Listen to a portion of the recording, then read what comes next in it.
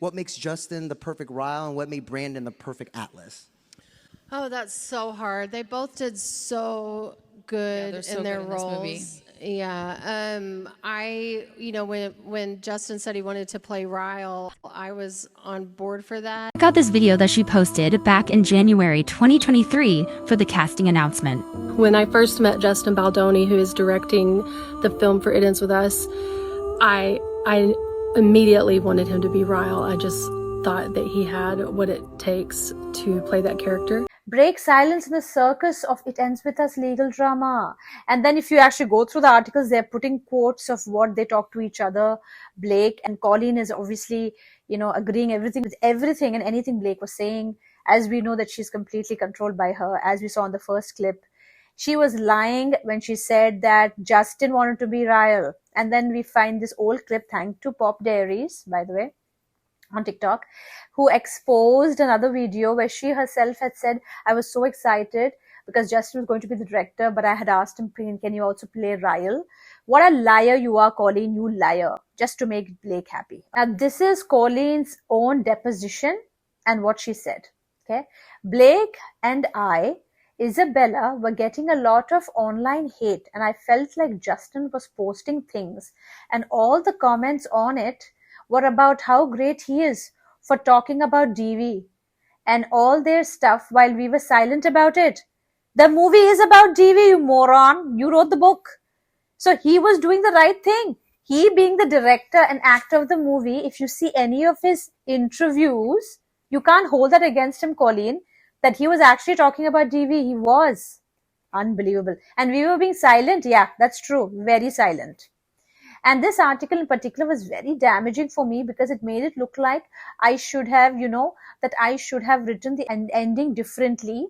Not that I should have written, that he chose to change the ending. Now, I'll probably get into some aspects of these depositions. And if you guys want the full breakdown, you should definitely check out Without a Crystal Ball, who I follow.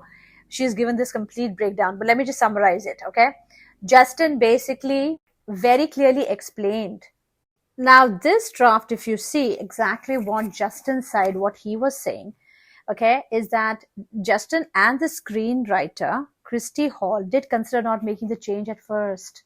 In the original draft, we had a scene in the epilogue where we see Ryan dropping off their child to Lily, and they have a short conversation. It was written in a way that showed that they've overcome a lot over the last 2 years. He continued, and I wasn't fully comfortable with it. I agree with Justin. Imagine you've been through abuse and now you're co-parenting. That does not happen in real life. That's ridiculous. Like, I wouldn't believe that ending. So that's what he said. And no more was it fully comfortable with it. And we were trying to find a way to make it work and to honor the book. So obviously, Justin is a director. Yeah.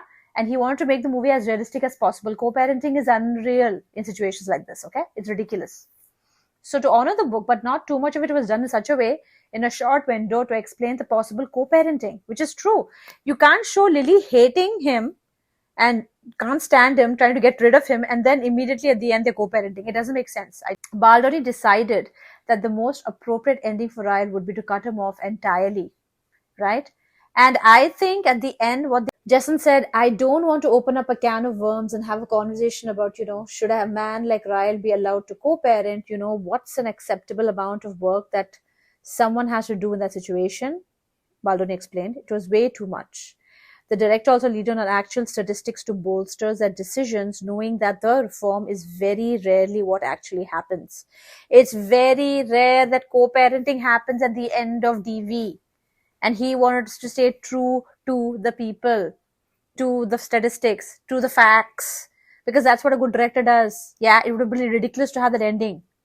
The truth is, from our research and from our partners, we know that the majority of men go back to their abusers, and that's the fact, he said. And then it didn't feel right to tell a story about a man who was a minority in that, because that wouldn't be honoring the original intention of why we were trying to tell the story, he continued. So the best ending for Ryle was to look at his wife and kid and the life that he could have had, the life that he blew up, and walk out the door for us not to see him again. And that was, for me, what felt the best in adapting the book and turning it into a film to say bye to him there. But the media will not put these documents out there, right? What Justin said will not come out. Yeah, that will not be highlighted. what Blake and Colleen discussed is getting highlighted. Yeah. Because as I said in my earlier video, Justin is not paying a cent. He's not paying a cent to the media. He doesn't care. He's not interested in any PR spin, and they're not going to waste any money on PR. Yeah. They're like, no, we have the legal documents, we have everything out there, and everybody speaking their own words. And then you have to read Ryan Reynolds' words. Okay. Look at how well Justin explains the ending, why he changed it. And guess what? He got the rights to the book, Colleen. You are not somebody who can speak about it, and your mental health is your problem. Because you let yourself get controlled by Blake, who would have turned this movie into a floral slash promoting her brand pop-up store, which is what she did, by the way. She was speaking logically about the movie.